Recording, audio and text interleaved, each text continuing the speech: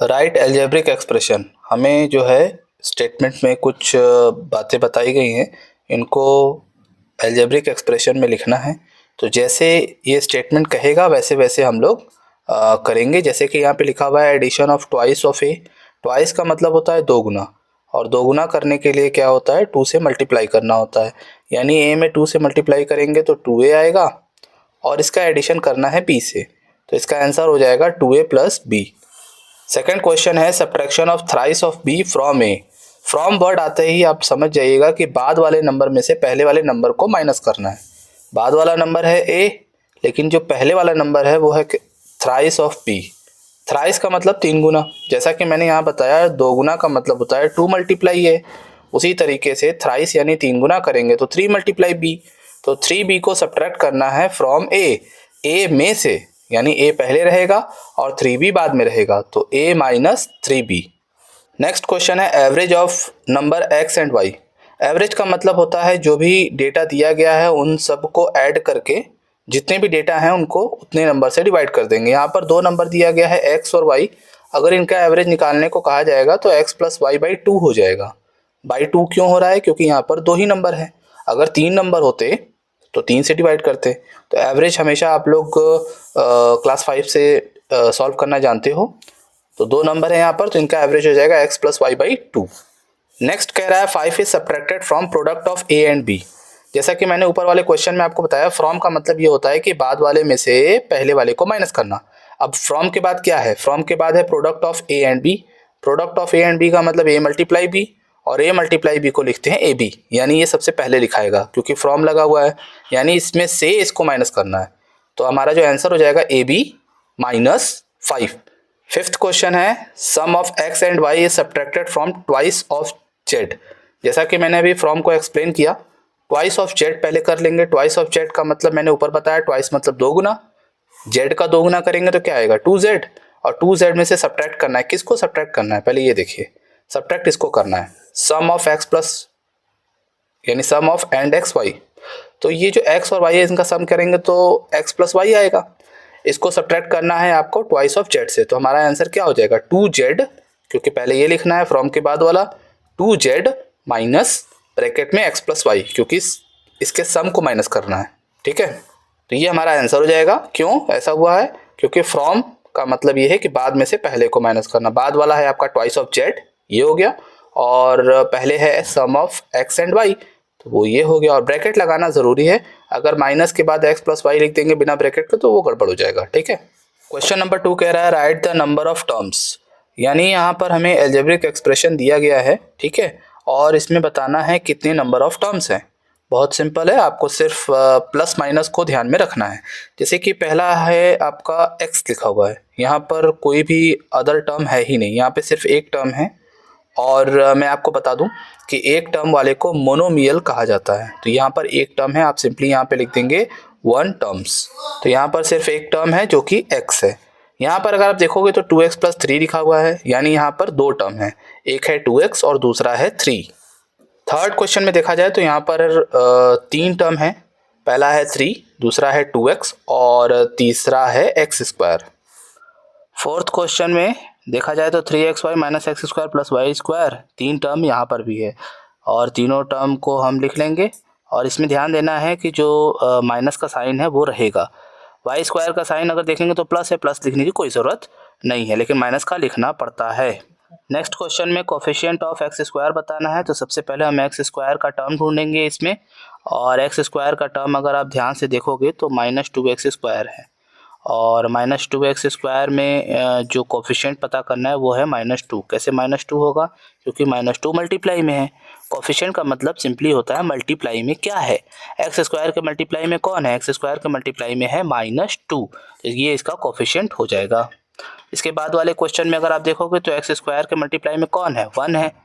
ठीक है, x square वाले टर्म में अगर देखोगे तो कोई नहीं है, तो क्या है, 1 है। ठीक, तो इसका कोफिशिएंट हो जाएगा 1।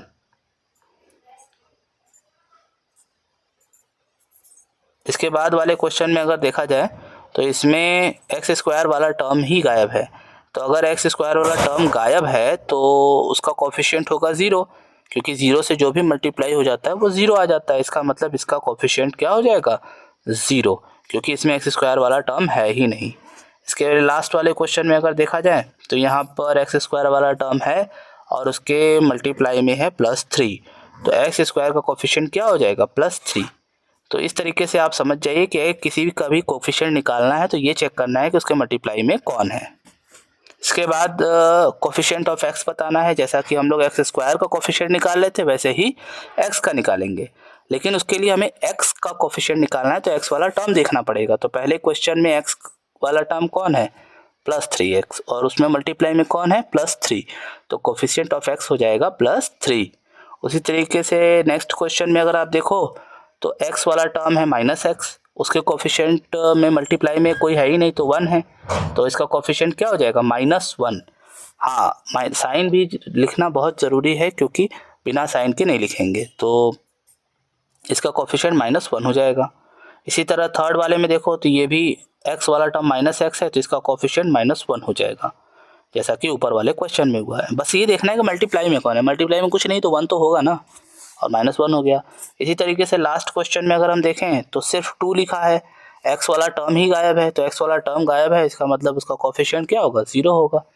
जो टर्म नहीं होता है उसका कोफिशिएंट 0 होता है। कोफिशिएंट मतलब होता है सिंपली उसके मल्टीप्लाई में क्या है, तो इसका कोफिशिएंट हो गया 0।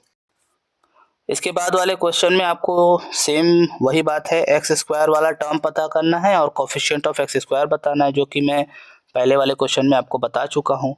अब इसमें ढेर सारे टर्म हैं, आपको सिर्फ ये देखना है कि एक्स स्क्वायर वाला टर्म है कहाँ, ठीक है, और उसको पहचानने के बाद चेक करना उसके मल्टीप्लाई में कौन है। तो इसमें अगर देखोगे एक्स स्क्वायर वाला टर्म कहाँ है तो वो है -3x² जो -3x² आपको दिख रहा होगा वो है एक्स स्क्वायर वाला टर्म। उसमें अगर देखा जाए तो मल्टीप्लाई में कौन है, मल्टीप्लाई में है -3y, ठीक है, -3 भी मल्टीप्लाई में है और y भी मल्टीप्लाई में है, तो एक्स स्क्वायर का कोफिशिएंट क्या हो गया, -3y। और साइन लिखना बहुत ज़रूरी है, हर बार मैं ये बात बोल रहा हूँ क्योंकि बच्चे इसमें गलती करते हैं। तो इसका कोफिशिएंट हो गया -3y। सेकेंड वाले में देखें तो एक्स स्क्वायर वाला टर्म ये है, इसमें अगर मल्टीप्लाई में देखा जाए तो कौन है, -2 माइनस नहीं है +2y², इसका कोफिशिएंट हो गया 2y², ठीक है। और थर्ड में देखा जाए तो थर्ड में एक्स स्क्वायर वाला टर्म जो है यही है और इसमें -y है, इसका कोफिशिएंट -y इसके मल्टीप्लाई में है तो इसका कोफिशिएंट हो गया -y। और नंबर में तो कुछ है ही नहीं कि नंबर भी लिखा जाए, तो इसका कोफिशिएंट है -y। जैसे कि ऊपर देखो माइनस का साइन लिखा गया था, यहाँ पे भी माइनस का साइन लिखा जाएगा, ठीक है, तो -y हो गया। लास्ट वाले क्वेश्चन में एक्स स्क्वायर वाला टर्म कहाँ है, लास्ट में है, इसके मल्टीप्लाई में कुछ नहीं है तो कुछ नहीं है तो 1 होता है, और साइन भी लिखना है तो इसका कोफिशिएंट क्या हो जाएगा, -1। अब तक तो इतना सीख ही गए होगे, -1 इसका कोफिशिएंट हो गया, क्लियर। नेक्स्ट क्वेश्चन में हमें बताना है मोनोमियल, बाइनोमियल और ट्राइनोमियल। मोनोमियल, बाइनोमियल, ट्राइनोमियल का मतलब बस इतना सा है, जिसमें एक टर्म होगा उसे मोनोमियल, जिसमें 2 टर्म होगा उसे बाइनोमियल, जिसमें 3 टर्म होगा उसे ट्राइनोमियल। पहला वाले में देखो 2 टर्म है तो बाइनोमियल हो गया, दूसरे वाले क्वेश्चन में भी 2 टर्म है तो बाइनोमियल कहलाएगा, तीसरे वाले में 1 टर्म है मोनोमियल कहलाएगा, ठीक है। उसी तरीके से नेक्स्ट में 3 टर्म है तो 3 टर्म को क्या बोलेंगे, ट्राइनोमियल, ट्राइनोमियल, ठीक है। और उसके बाद वाले में 1 ही टर्म है तो उसे कहेंगे मोनोमियल, और लास्ट वाले में भी 2 टर्म है इसको बोलेंगे बाइनोमियल। बाई मतलब 2 होता है, ठीक है। नेक्स्ट क्वेश्चन में हमें जो है लाइक टर्म्स बताना है, और ये लाइक टर्म्स बहुत इंपॉर्टेंट टॉपिक है। लाइक टर्म्स का मतलब है सेम वेरिएबल, नंबर और साइन से कोई लेना देना नहीं है, सिर्फ हमको वेरिएबल देखना है कि वो सेम टू सेम होना चाहिए। वेरिएबल सेम है तो उसे लाइक टर्म्स कहेंगे, ठीक है। पहला है आपका x²y, तो आपको चेक करना है x²y कहाँ है, तो x² अगर दूसरे कॉलम में देखा जाए तो दूसरे कॉलम में x² का जो लाइक टर्म है वो है डी पर है x², हालांकि वो माइनस में है और वो प्लस में है, ठीक है। माइनस प्लस से हमें फ़र्क नहीं पड़ता, नंबर से भी कोई फ़र्क नहीं पड़ता, बस वेरिएबल सेम होना चाहिए। तो -x² का लाइक टर्म हो जाएगा डी वाला, तो ये हो गया आपका लाइक टर्म। उसके बाद अगर हम सेकंड का चेक करेंगे तो सेकंड में लिखा हुआ है 2xy, तो xy का लाइक टर्म कौन है, अगर ध्यान से देखोगे तो उसके सामने ही लिखा हुआ है, और इसमें 2 है उसमें माइनस है। जैसा कि मैंने कहा नंबर और साइन से कोई लेना देना नहीं है, सिर्फ वेरिएबल देखना है, तो xy दोनों में है, इसका मतलब दोनों लाइक है। तो ये जो बी वाला है वो सेकंड वाले का लाइक टर्म है। इसके बाद अगर देखा जाए थर्ड में तो वेरिएबल क्या है, एक्स है, तो एक्स वाला आपको ढूंढना है, एक्स वाला वेरिएबल यहाँ है, तो ये है इसका लाइक टर्म, थर्ड वाले का लाइक टर्म है ये। वहाँ -7 है, यहाँ माइनस है, इससे फ़र्क नहीं पड़ता, बस वेरिएबल देखना है, ठीक है। इसके बाद y की बात करें तो y अगर ढूंढोगे तो आप सेम टू सेम f में है, दोनों लाइक टर्म है, तो ये हो जाएगा आपका लाइक टर्म फोर्थ वाले का। इसके बाद वाला क्वेश्चन है 2x², ठीक है, तो 2x² में वेरिएबल क्या है, x² का लाइक टर्म अगर देखोगे तो 5x² ऊपर है, दोनों में देखोगे तो नंबर अलग अलग है, इधर है 2x², उधर 5x², तो नंबर से कोई लेना देना नहीं है, वेरिएबल से लेना देना है। वेरिएबल है आपका x², तो ये हो गए दोनों लाइक टर्म। लास्ट में आपका 3y² y² वेरिएबल है और ये y² वेरिएबल हो गया, तो इस तरीके से ये लाइक टर्म पहचानते हैं।